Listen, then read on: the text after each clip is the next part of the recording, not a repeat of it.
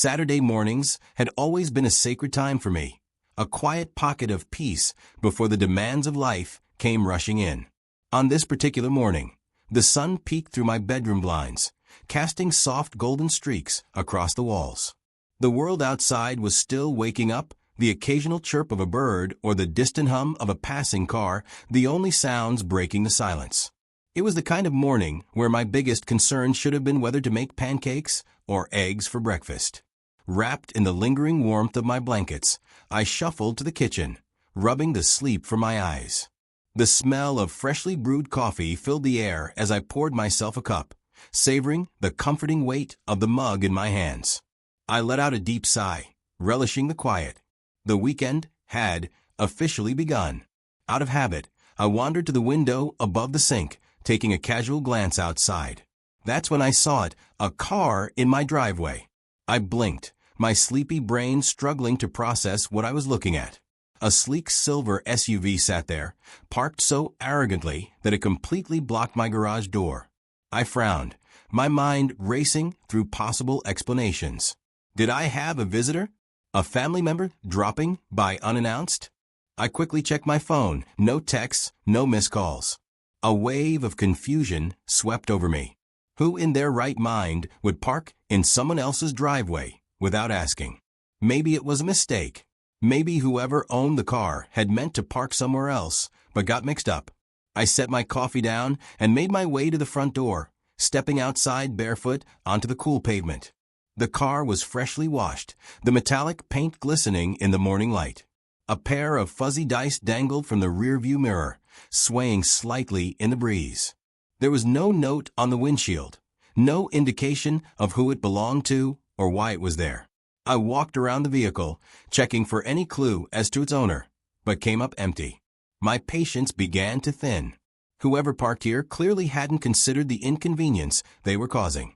I had errands to run, and I needed access to my garage. Annoyed, I turned toward my neighbors' houses, hoping someone could offer an explanation. After knocking on a few doors, I finally got a lead from Mrs. Thompson, the elderly woman who lived next door. She peered at me over her reading glasses and sighed. "Oh, that's Karen's car," she said with mild exasperation. She mentioned something about needing extra parking. I figured she meant her own driveway, but I guess not. Karen. Of course. Karen had moved in about a year ago, and in that time, she had made quite the impression on the neighborhood. From leaving her trash bins out for days to blasting music loud enough to rattle windows, she had quickly earned a reputation for being that neighbor. And now, apparently, she had graduated to taking over other people's driveways. For a few moments, I just stood there, staring at Mrs. Thompson, as if she had spoken in a foreign language. Karen's car? Karen had parked in my driveway, just like that, without a word, a text, or even the most basic courtesy. My irritation deepened, tightening in my chest like a clenched fist. I took a deep breath, forcing myself to stay calm. Maybe there was an innocent explanation. Maybe Karen had been in some kind of emergency and had to park quickly. Maybe she meant to leave a note and just forgot. But deep down, I already knew better. Karen had built a reputation in the neighborhood in just a year. She wasn't the type to be overly considerate. She was the type who let her trash bins linger on the curb long after garbage pickup, as if the street was her personal storage unit. The type who threw loud parties with music blasting so hard it made windows vibrate.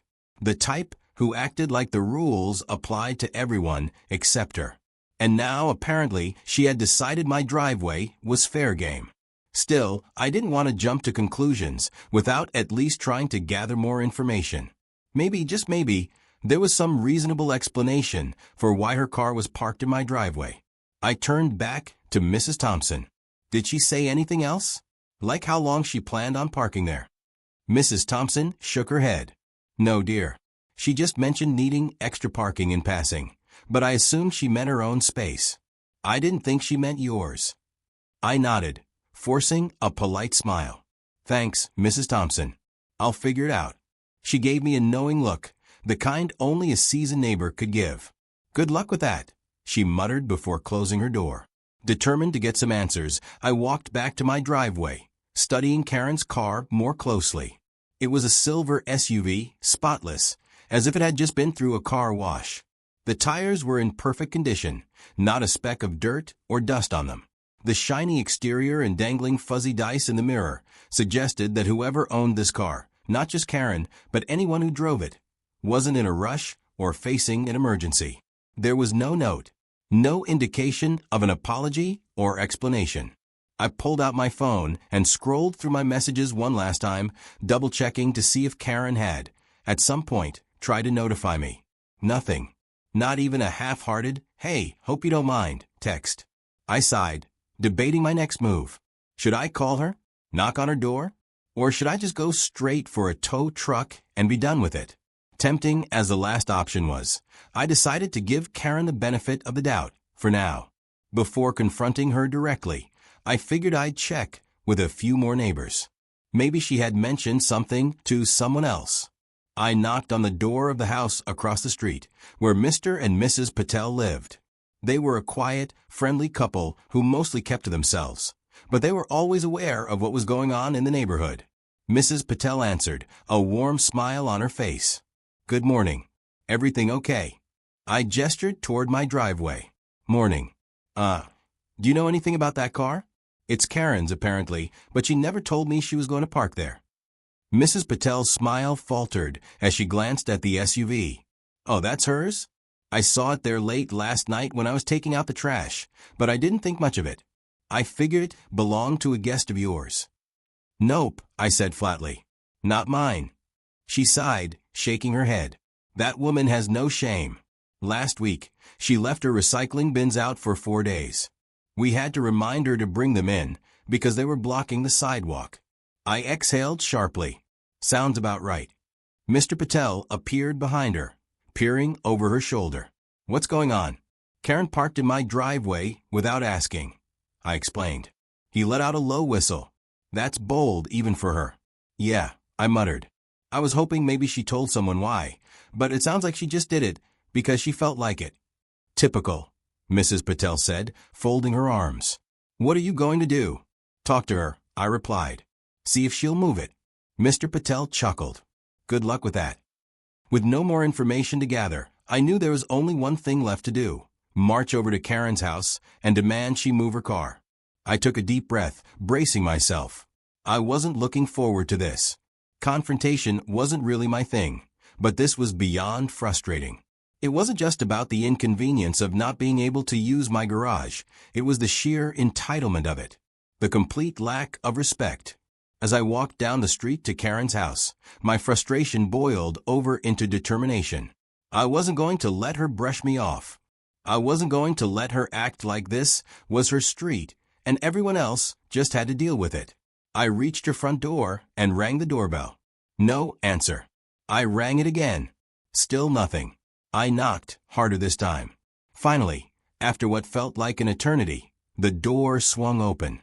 Karen stood there in leggings and an oversized sweatshirt, holding a cup of coffee as if she had all the time in the world. Her expression was bored, her posture relaxed, as if I were the one inconveniencing her. "Yes," she said lazily, as though I had interrupted her morning of doing absolutely nothing. I forced a polite smile, though I could feel my patience running out. "Hey, Karen, your car is in my driveway. Could you move it?" She took a slow sip of her coffee, barely reacting. "Oh yeah, I had a friend over last night, and there wasn't enough space in mine, so I just parked there." She shrugged. "I'll move it later." I blinked. "Later? When is later?" She shrugged again. "Dunno. Sometime today." My jaw tightened. "Karen, I need to use my garage. Can you move it now?" She sighed dramatically, as if I had just asked her for a kidney. "God, it's just a driveway. Why are you so uptight about it?" I stared at her in disbelief. Was she serious? "It's my driveway, Karen. And you didn't ask." She waved a dismissive hand. "Fine. I'll move it when I get the chance." And with that, she shut the door in my face. I stood there stunned. Had that really just happened? Had she really dismissed me, as if I was the unreasonable one? Anger bubbled in my chest as I stomped back to my house. I had given her the chance to do the right thing, and she had completely blown me off. Now, I had to decide what to do next. I wasn't about to let this go. I marched down the street, my patience wearing thin with every step. The morning had started with the promise of peace and relaxation, but now I was barefoot on the cold pavement, about to confront a neighbor who had decided my driveway was her personal parking lot. Karen's house was only a few doors down, a two-story home with an unkempt lawn and a front porch cluttered with mismatched patio furniture. The sight of it only fueled my frustration. She clearly had a driveway of her own, so why on earth had she chosen to park in mine? I reached her front door and rang the doorbell. Then I waited and waited. After a few moments of silence, I rang the bell again, this time pressing it a little longer.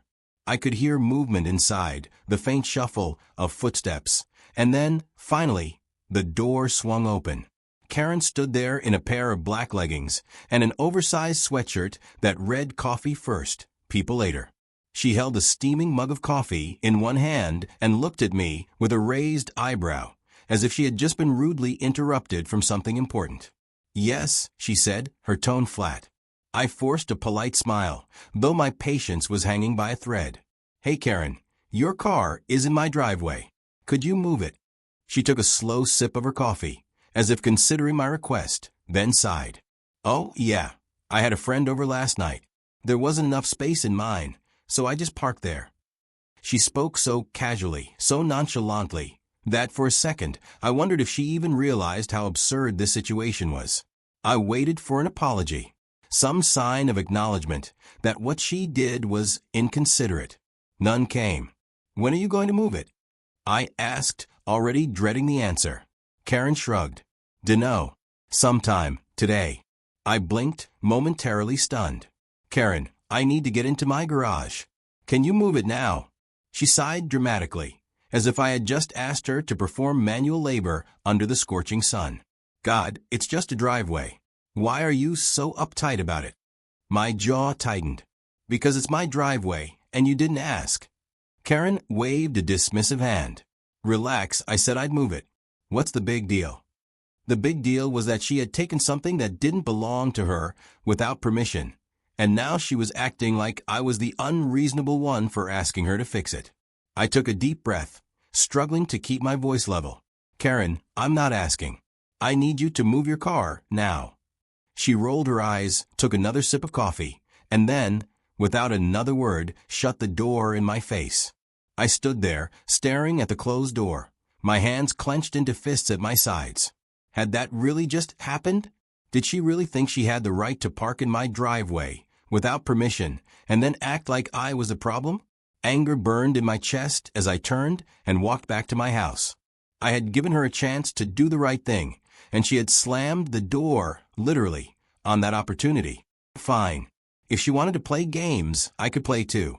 I stomped back to my house, my heart pounding with frustration. Karen had shut the door in my face as if I was the unreasonable one, as if I was the one overreacting.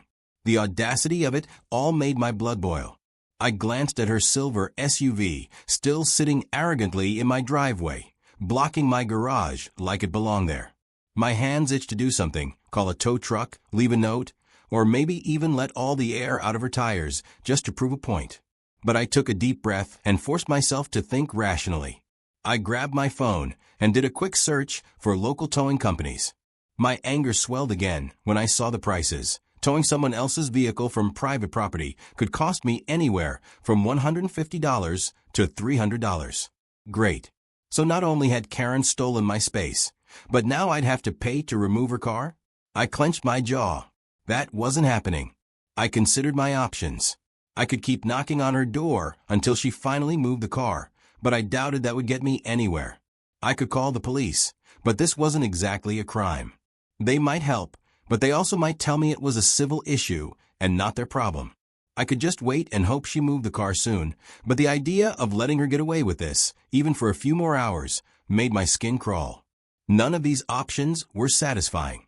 I paced my front yard, my bare feet growing cold against the pavement. The more I thought about it, the more infuriating it became. It wasn't just about the inconvenience, though that was bad enough. It was about the principle. Karen had no respect for boundaries. No respect for me. And the worst part? She wasn't even sorry. I turned back toward her house, debating whether I should knock again. Maybe this time I wouldn't be so polite. Then, a new idea hit me. If Karen didn't respect my space, maybe it was time to make it impossible for her to ignore me. I walked back to my house, grabbed a piece of paper and a thick black marker, and scribbled out a message in bold, capital letters. Move your car. Then I grabbed some tape, marched back outside, and slapped the sign directly onto her windshield. I stepped back, admiring my handiwork. It wasn't exactly revenge, but it made a statement. I had no idea how long it would take for her to notice, but one thing was certain. Karen wasn't going to ignore me forever.